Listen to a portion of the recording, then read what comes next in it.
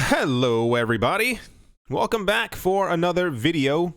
Hope you're all doing well, that you're all having a great day. In news that would not stop following me news, the CEO of Berkshire Hathaway, his name is Warren Buffett, has once again bashed Bitcoin, calling the cryptocurrency worthless, even after having dinner with Tron founder Justin Sun. During an interview with CNBC, the CEO of Berkshire Hathaway said that cryptocurrencies basically have no value, as they don't produce anything. He said, and I do quote, "Cryptocurrencies don't produce anything. You can look at your little ledger item for the next 20 years, and it says that you have X of this cryptocurrency or that. It does not reproduce. It does not deliver. It cannot mail you a check. It cannot do anything," end quote. To the billionaire investor, cryptocurrencies like Bitcoin can only be sold to someone else. But then that person's got the problem. Buffett recently had dinner with Justin Sun, the founder of Tron, and 4 other prominent figures in the cryptocurrency space. Justin Sun reportedly gave Warren Buffett a pair of Samsung Galaxy Fold smartphones there and sent him 1 Bitcoin, 1.9 million Tron tokens, and other digital assets that included BitTorrent's BTT tokens and TRC20 USDT tokens. It's funny how that all makes sense to us. If you had a friend and if you told them the sentence BitTorrent's BTT tokens and TRC20 USDT tokens, they would go cross-eyed because they would have no idea what you're talking about. But it makes sense to us. That's kind of weird. At the time, Sun tweeted out the transaction of him sending the Bitcoin to Buffett. Nevertheless, during the interview, the Oracle of Omaha denied having any cryptocurrency and said he never will. He told CNBC that none of the Berkshire Hathaway businesses use Bitcoin and highlighted the flagship cryptocurrency that it can only be used or can be used for illicit purposes. He joked and claimed Bitcoin has been used to move around a fair amount of money illegally, so has the US dollar, and also such an economic contribution may be to reduce the demand for suitcases in society. He added the logical move from the instruction of Bitcoin is to go short suitcases. First of all, for those of you not looking at the screen, it says Warren Buffett doesn't want to own any cryptocurrency. This one says Warren Buffett denies reports that he owns Bitcoin, says he will never buy cryptocurrency. This one says even in 2020, Warren Buffett doesn't care about Bitcoin. This one says Warren Buffett says he will never own any cryptocurrency. This news was everywhere to the point where I saw it the first, I think 8 times across multiple websites, and I was like, whatever. He said stuff before. Some websites had 2 articles about this. First, I don't know how they found other words in the English language to be able to formulate sentences that would make them have to continue talking about this. The entire point is Warren Buffett doesn't like crypto, and that's fine. He's almost 187 years old. At this point, it doesn't really matter what Warren Buffett says.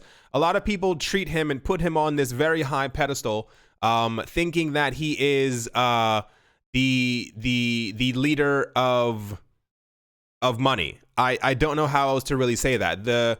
This man has become very rich, but he's done so because he said it before. If you've never watched any documentary, movie, I don't know, whatever you want to call it about Warren Buffett, he's mentioned many times before that he only invests in things that he understands. Says it right here? There we go. Investopedia. Why does Warren Buffett largely avoid investing in the technology sector? He's mentioned this before. He says because he doesn't understand them. So he avoids them. He loves things like Coca-Cola and all these other companies or whatever his advisors tell him to invest his money into. Because this is just how he works. Whenever there's news about Warren Buffett or Jamie Dimon, usually just those 2. Peter Thiel isn't even, he's kind of, he's in his own little corner. Whenever Warren Buffett says something about Bitcoin, I think people assume that he's saying that Bitcoin doesn't work, that Bitcoin is terrible. I'm trying to say the nicest words possible. It does not matter what this person thinks. This guy also avoided investing in Apple many years ago. He has Apple stock now, but he avoided it. He also avoided Amazon stock and anything else techie.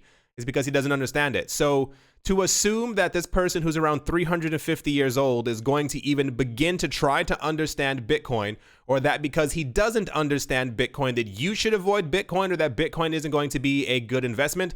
Once again, this man also avoided Amazon. So, yes, that is the beginning of the news that's everywhere news. This was everywhere. Like, I don't understand the fascination.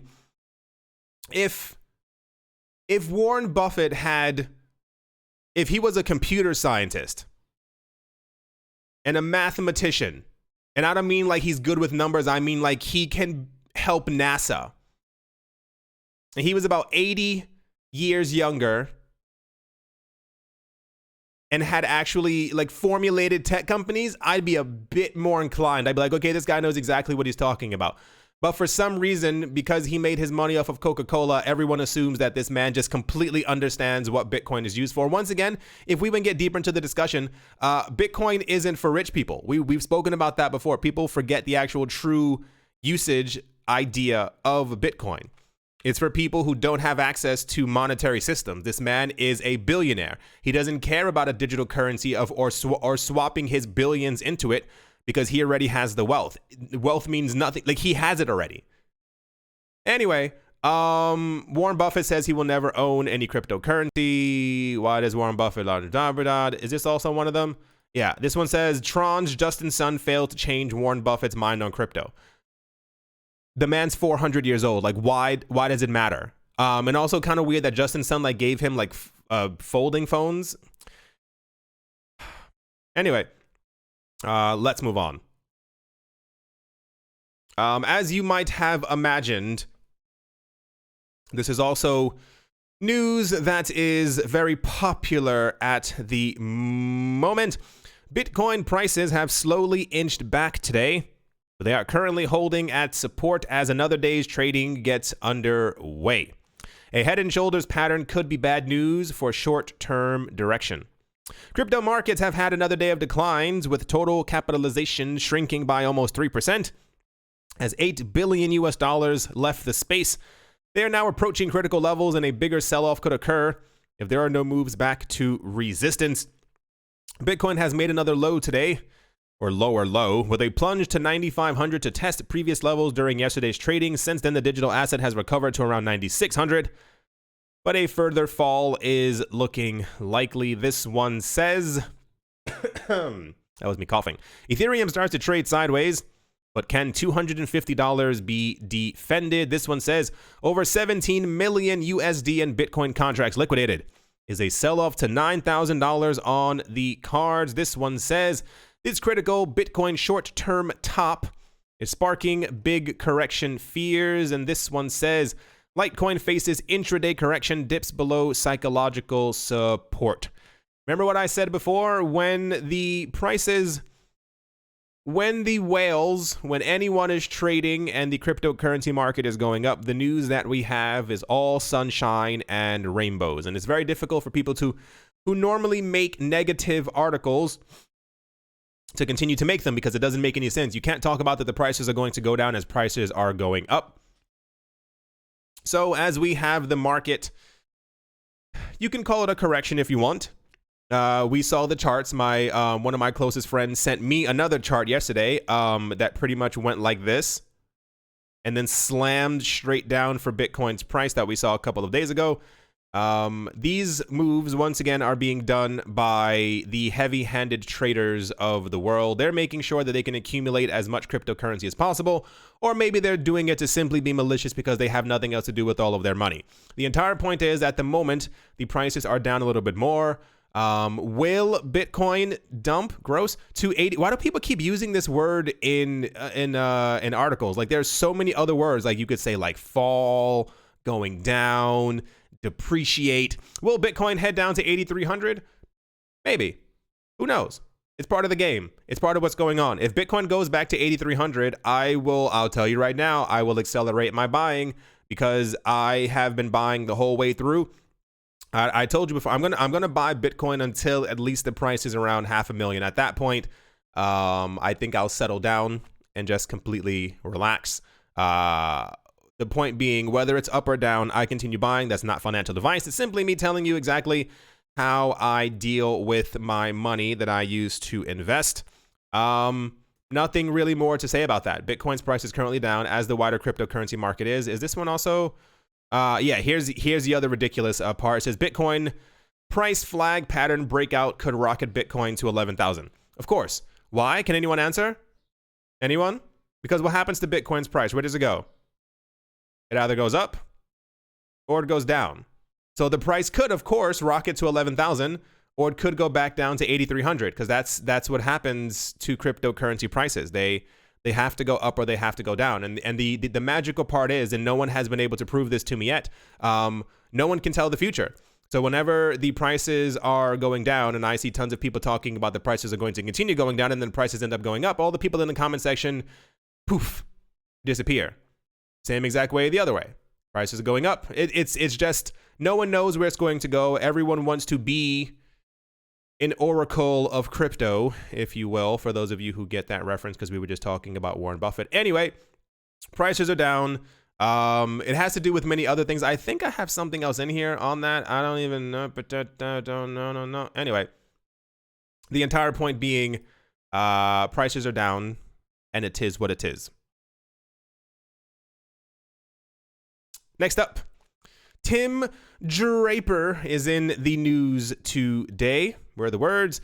The Dow Jones Industrial Average dropped by 1,031 points, or around 3.56% on Monday.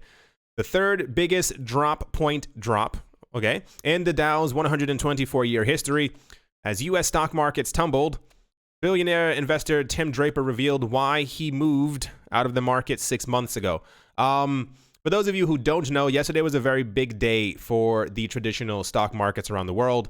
To slim down the focus, it was more so on American markets.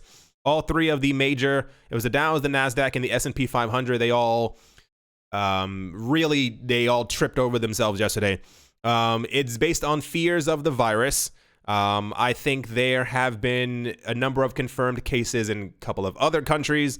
The people who have, I'm saying what I've read in the news and what I've seen around, what I've read. Thus far, the people who have passed away from said virus have typically been over the age of 70, if not 80, or have been very young, as they do not have a fully developed immune system. So just based off of the fears alone that this could continue, we also had news that Hong Kong schools will remain shut down until May, has also sparked more fears that this could continue.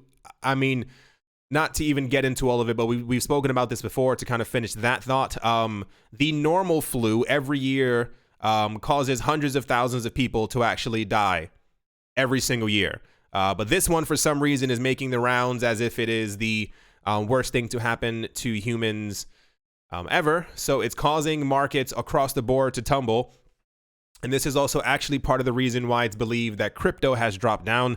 For those of you who don't know, when markets anywhere, when the traditional markets begin to shake, people tend to take their money out of anything that seems speculative, any single thing. And as cryptocurrencies, as of right now, especially Bitcoin, are seen as a highly speculative asset, people take their money out of these markets and start to put them into safe havens. We've seen government issued bonds and stuff like that getting a bit more attention over the last couple of weeks, as these are once again seen as a safe haven. The rate of interest may be a lot lower. However, people are, you kind of get the point. In an interview with CNBC's Squawk Alley, the founder and managing partner of seed stage venture capital firm Draper Associates says that most of his assets are now in crypto. He said, "I've got to admit, I've been out of the market for about 6 months. I felt pretty lofty for me, and I kind of moved most of my stuff to crypto and Bitcoin. I think that's kind of a safe haven now, and I think this correction, it may end up being more than that, but I think we're in for a kind of interesting ride." In December 2019, Draper predicted that the price of Bitcoin would soar to $250,000 after the May halving event, and I need to preface this with something, or go after it. A lot of people, and I've noticed this as well, I'm seeing this, I'm seeing the rumblings of this on Twitter and on Reddit and many other places. A lot of people don't understand the $250,000 Bitcoin price prediction, if you will. It's not that in May, Bitcoin will be $250,000, or that directly after May, or like the moment the halving happens, that Bitcoin will soar to 250,000. Is that after this halving event, as we've seen before in the past, it usually takes about a year for, the engine gets going, but eventually it completely skyrockets because the, what's the word?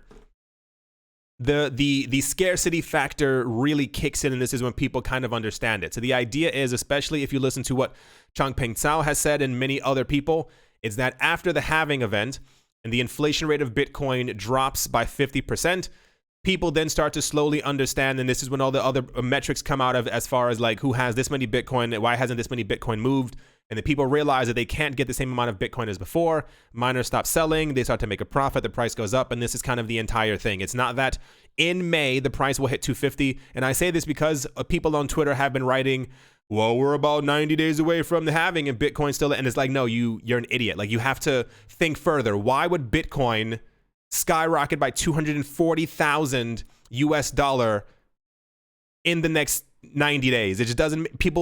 I think people look for conflict, and they looked for, especially, this is the same on this channel as well. I think people wait for me to trip up on something. They wait for me to say something that they can use like 5-6 months later. It's very weird. I don't know why people do that.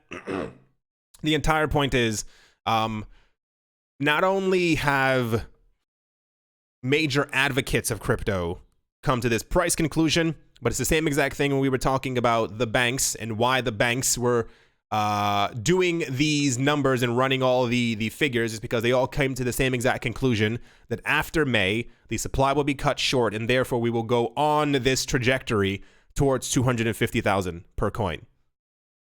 Get it? The price of the cryptocurrency crossed the $10,000 mark earlier this month, but even with the correction that followed, Bitcoin's price is back to around 9,500, give or take. The billionaire venture capitalist says he stands by his lofty Bitcoin prediction. He said, I think in 2020, or the beginning of 2023, we will hit 250. And even think about that. That's, even if we do, and I had a couple of this goes back to the discussion of people who are just into the cryptocurrency market for the very quick gains. A lot of people want that moment where they can tell their friends and tell their other people, they had Bitcoin, they cashed out of it, they're a millionaire now, and they're doing just fine. Not realizing once again how far that this is probably all going to go. Even if it only takes us 2 years, even if not the beginning of 20, that's still, let's say, a good 2.5 years for Bitcoin to go from 9,500 to $250,000 is phenomenal. There will be no other asset that you could buy ever that would do that. Not even Tesla doing a 10x would do that. Never going to happen for anything else. He says Bitcoin is not as easy to move around, but eventually it will be. And then you'll have a choice. You'll say, hey, do I want to pay the banks 2.5 to 4% every time I swipe my credit card? Or do I want a currency that's frictionless, open, transparent, global, and not tied to any political force? I watched the actual interview of him saying all of this, and the woman who was interviewing him, she looked like he had just told her what water was. She looked so like shocked, like, oh my gosh, you think this could actually happen? Everyone has got, the analysts have gone over the numbers multiple times. She was asking how much of his portfolio that he had actually put into cryptocurrency, and he refused to answer her. I have a feeling it's probably over 50%. I know a couple of people who have put a large amount of their, almost said their market cap, of their self-identifying wealth into crypto many years ago, and now because of this, around 70-80% of their actual net worth is based in crypto because of the prices going up. Anyway, we're getting these over and over, regardless of if prices are fluctuating, and it's even if you pay attention to it. How many people have come out in the last couple of weeks and have all said the exact same thing? They said, don't pay attention to the short-term fluctuations because they mean nothing. There were also fluctuations when Bitcoin was between $200 and $500. It was 200, 220, 180, 340, 260. It kept on going up and down, and people pay attention to these little $20, $30, $40 movements, and they go, ugh. What if it falls back down to $20? Can you imagine if Bitcoin had fallen? Imagine you had a time machine and you saw that Bitcoin had fallen back to $20. What would you do? Imagine if you're in the future and you see that Bitcoin hits 100,000 and someone gives you a time machine to be able to either buy Bitcoin at 8,500 or 9,000. It doesn't really matter because you're still going to make tons of money in the future.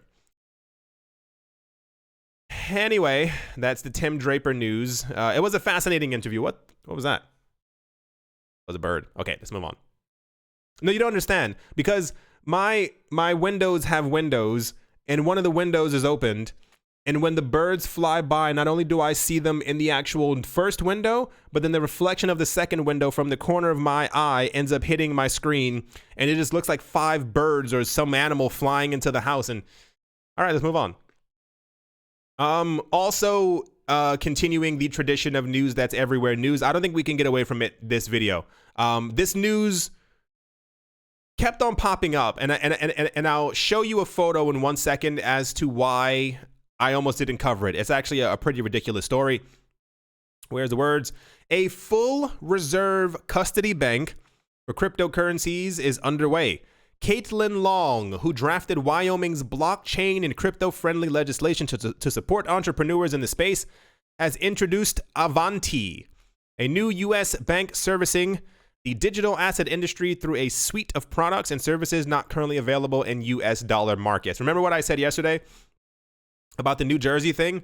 There are, I won't use the word tons.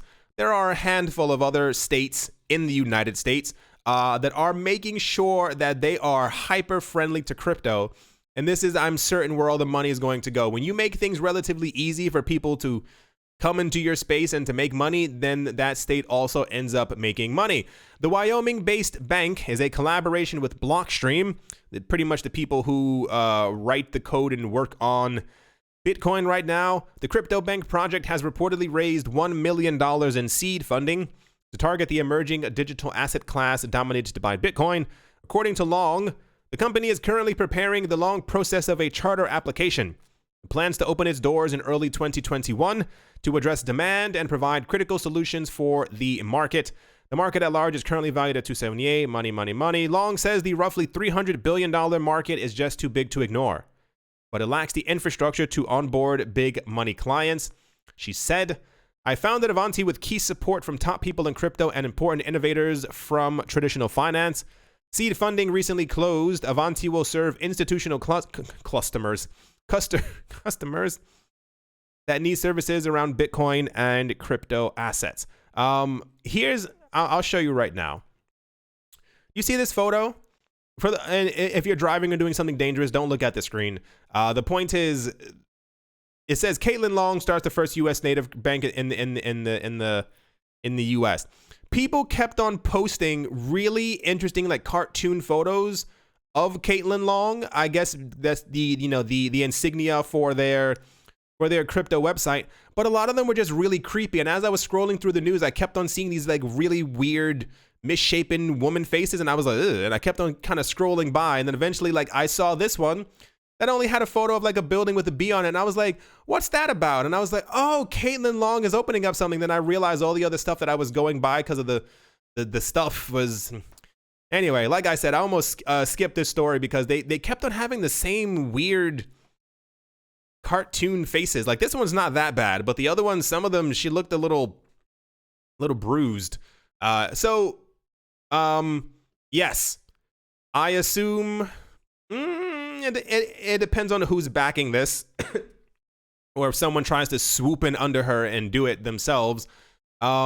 I've never been to Wyoming. If you are in Wyoming, I give you a thumbs up, simply because I have a feeling your state is going to be one of the leaders in finance. I know that sounds crazy because you always hear LA or New York, but it comes down to simple things like this. If you make crypto-friendly legislation and you pass all these blockchain law bills and stuff like that allow people to be able to use, what was the other one? It was like, if you have made a blockchain contract, you can like, it's legally binding within the state, so you are then also protected. If you have a smart contract, you have something that is linked to you, and someone doesn't pay out, you are also then legally allowed and required to get your money back. It's the little things like this. We'll see exactly how this ends up going on.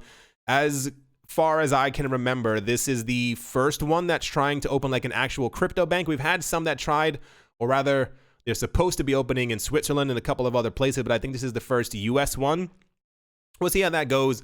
I can assure you there's probably at least 5 people across the US who are trying to open these in other states, but we know it takes 9.5 years to open anything in New York. So yeah, well, imagine if in 5 years, like Wyoming is like the crypto place to be. That'd be kind of interesting. Anyway, let's move on. I don't think we've gone over this, but it seems familiar. Coinbase is now a principal member of Visa, according to a 19th of February announcement. This will allow Coinbase to issue debit cards without relying on third parties. The membership is an evolution of Coinbase's current relationship with Visa, with the cryptocurrency exchange providing a Visa-based debit card called Coinbase Card that allows customers residing in the European Union or European Community to spend multiple cryptocurrencies. While the card itself can function globally, it cannot be ordered by people residing outside of the supported areas. Coinbase reports that the card is seeing the most usage in the United Kingdom, Italy, Spain, and France through the direct integration of Visa. Coinbase promises that it will be able to provide additional services and support more markets. I don't remember if we spoke about this. The entire point being, Coinbase is basically a bank. They have banking charters. They have banking licenses. They can now issue their own Visa cards. Coinbase is... No, that'd be kind of weird. I don't think Coinbase would ever change their name to Coinbank. No, I could see that. I could see them creating another company called Coinbank. The point being, Coinbase is on their train, on their way. They're chugging along to become a full-fledged digital cryptocurrency bank. And yeah, that's about it. And to finish things off, United Kingdom-based crypto exchange Coinfloor, which made news last year by delisting Ethereum to focus solely on Bitcoin, is launching what they call a simplified buying service. Going live next month, Coinfloor, the longest-running crypto exchange in the United Kingdom, is providing an auto-buy service aimed at Bitcoin newbies and hodlers alike, as opposed to sophisticated trading types. It's called, or rather, it's all part of Coinfloor's, and they said, a no BS approach to crypto. This was said by CEO Obi Nwosu, who wants to educate new users, I'm warm, as well as other full transparency in the form of monthly proof of custody audits on all coins held on the platform. He said, there are maybe 5% of people who are either trading professionals or who like to speculate. For them, high volatility trading is fine, but we want to make the exchange for the other 95% who don't want their currency to be volatile. Our idea is to try and make buying Bitcoin boring. That's actually a fair point that's actually being made in the market right now as well, is that buying crypto is, I mean, even if you use Coinbase, it's relatively simple, but people need kind of like a, you know, like when you get like a direct deposit or when something just happens automatically, that this is, people need that metronome factor of things just constantly going back and forth and them knowing where it's going. Crypto has to be entirely boring for people to want to get into it. You'll see what this all has to do with. Coinfloor's auto buy uses dollar cost averaging so that users who might be queasy about Bitcoin volatility can buy small amounts on a regular basis over the long term. These purchases, once set up, are done via bank transfer using the UK's faster payment system. New also said it comes down to advising people to start with small amounts, as little as £10, around $13 per week. Buying Bitcoin regularly in the background at an amount that's very comfortable for them. If you're going to do it, you're going to want to do it with an asset that has the longest track record of growth and the highest likelihood of growth in the future, and that's Bitcoin. I mean, it does kind of make sense. I think it's also something, if you have any family members who have been thinking about getting into cryptocurrency, maybe trying to buy some Bitcoin, I think a lot of people do get, I think it's because we've been here for so long, we sometimes forget that it may not be entirely normal to throw a couple of $100s into a digital currency. So when I think friends and family members think about getting into the space, because I've seen a couple of people before asking me, should they buy Bitcoin? Should they get into the space? And I try to advise them and I try to say, if you have a couple extra hundred, you can throw it into it, not realizing that a couple of extra hundred for a lot of people is a lot of money.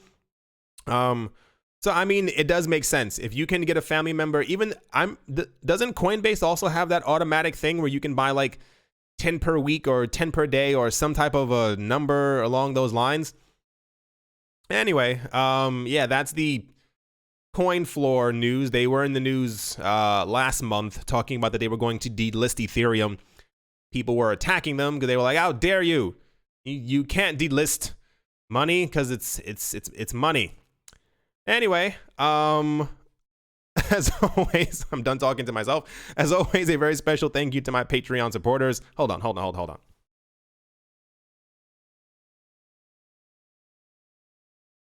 Oh, this is difficult. I did it. I took off a sweater with one arm. I was sitting here super warm. As always, a very special thank you to my Patreon supporters. Hold on. I have to sneeze.